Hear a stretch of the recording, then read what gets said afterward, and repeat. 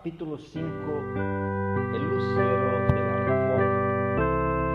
Antes de la Reforma, hubo tiempos en que no existieron sino muy pocos ejemplares de la Biblia.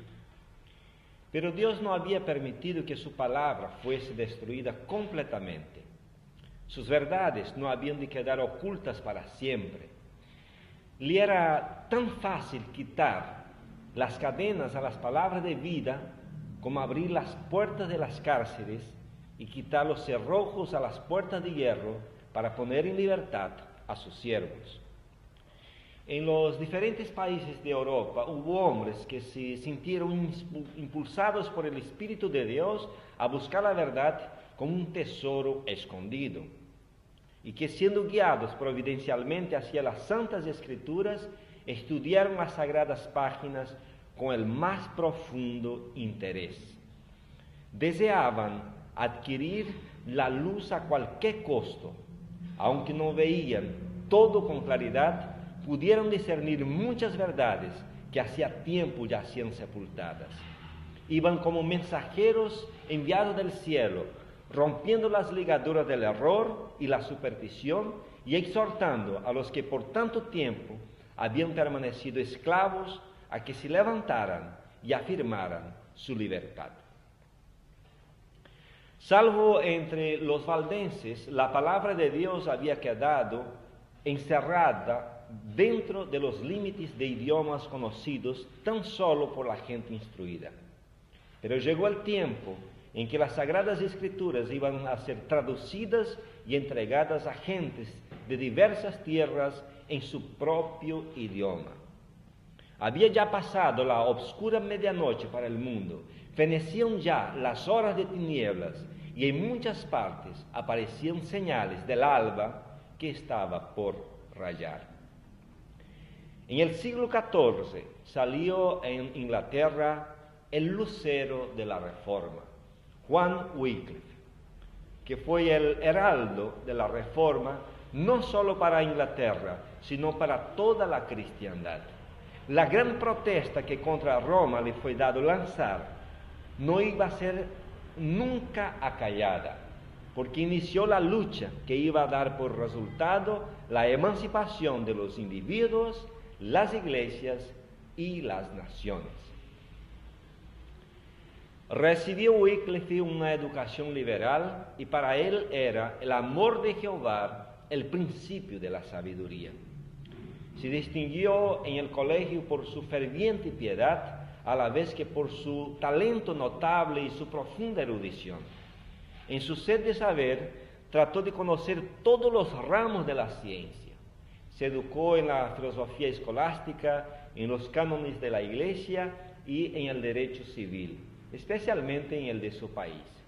En sus trabajos posteriores, le fue muy provechosa esta temprana enseñanza, debido a su completo conocimiento de la filosofía especulativa de su tiempo. Pudo exponer los errores de ella, y el estudio de las leyes civiles y eclesiásticas le preparó para tomar parte en la gran lucha por la libertad civil y religiosa. A la vez que podía manejar las armas que encontraba en la palabra de Dios, había adquirido la disciplina intelectual de las escuelas y comprendía la táctica de los hombres de escuela. El poder de su genio y sus conocimientos extensos y profundos le granjearon el respeto de amigos y enemigos. Sus partidarios veían con orgullo que su campeón sobresalía entre los intelectos más notables de la nación, y sus enemigos se veían imposibilitados para arrojar desdén sobre la causa de la Reforma por una exposición de la ignorancia o debilidad de su defensor. Estando Wycliffe todavía en el colegio, se dedicó al estudio de las Sagradas Escrituras. En aquellos remotos tiempos, cuando la Biblia existía solo en los idiomas primitivos, los eruditos eran los únicos que podían allegarse a la fuente de la verdad, que a las clases incultas les estaba vedada. Ese estudio preparó el camino para el trabajo futuro de Wycliffe como reformador. Algunos hombres ilustrados habían estudiado la palabra de Dios y en ella habían encontrado revelada la gran verdad de la gracia concedida gratuitamente por Dios. Y por sus enseñanzas habían difundido esta verdad e inducido a otros a aceptar los oráculos divinos. Cuando la atención de Wycliffe fue dirigida a las Sagradas Escrituras, se consagró a escudriñarlas con el mismo empeño que había desplegado para adueñarse por completo de la instrucción que se impartía en los colegios.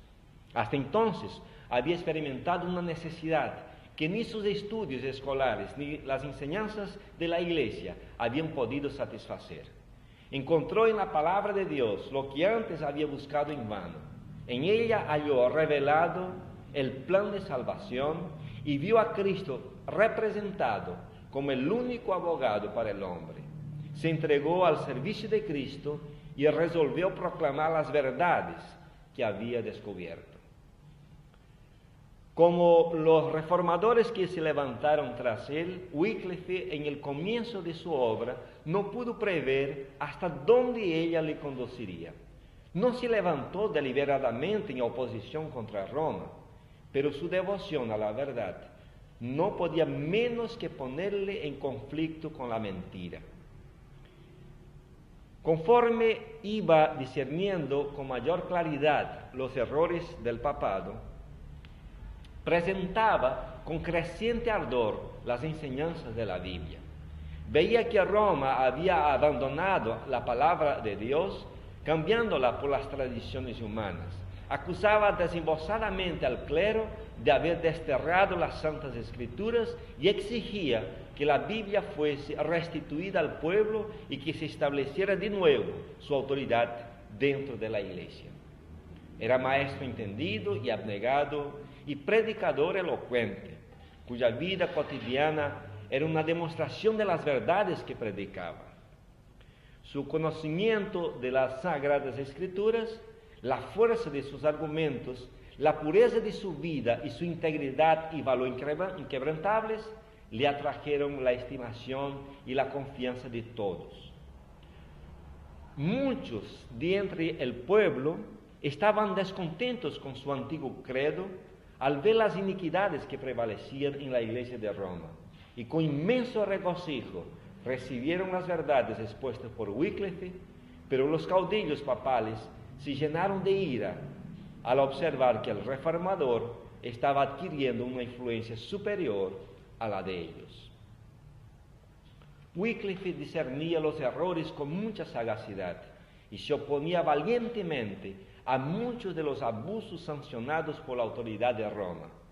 Mientras desempeñaba el cargo de capellán del rey, se opuso osadamente al pago de los tributos que el Papa exigía al monarca inglés, y demostró que la pretensión del pontífice al asumir autoridad sobre los gobiernos seculares era contraria tanto a la razón como a la Biblia.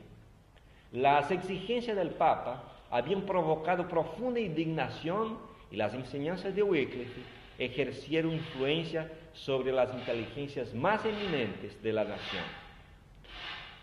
El rey y los nobles se unieron para negar el dominio temporal del Papa y rehusar pagar el tributo. Fue este un golpe certero asestado a la supremacía papal en Inglaterra. Otro mal contra el cual el reformador sostuvo un largo y reñido combate fue la institución de las órdenes de los frailes mendicantes. Pululaban estos frailes en Inglaterra y comprometían la prosperidad y la grandeza de la nación. Las industrias, la educación y la moral eran afectadas directamente por la influencia agostadora de dichos frailes. La vida de ociosidad de aquellos pordioseros era no solo una sangría que agotaba los recursos del pueblo, sino que hacía que el trabajo fuera mirado con menosprecio. La juventud se desmoralizaba y cundía en ella la corrupción. Debido a la influencia de los frailes, muchos eran inducidos a entrar en el claustro y consagrar a la vida monástica. Y esto no solo sin contar con el consentimiento de los padres, sino aún sin que estos lo supieran o en abierta oposición a su voluntad.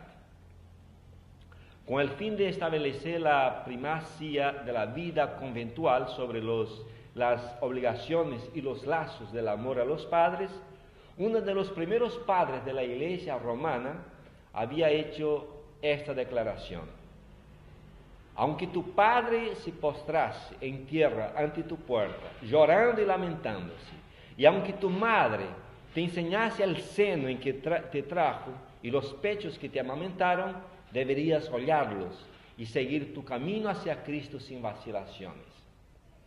Con esta monstruosa inhumanidad, como la llamó Lutero más tarde, más propia de lobos y de tiranos que de cristianos y de hombres, se endurecían los sentimientos de los hijos para con sus padres.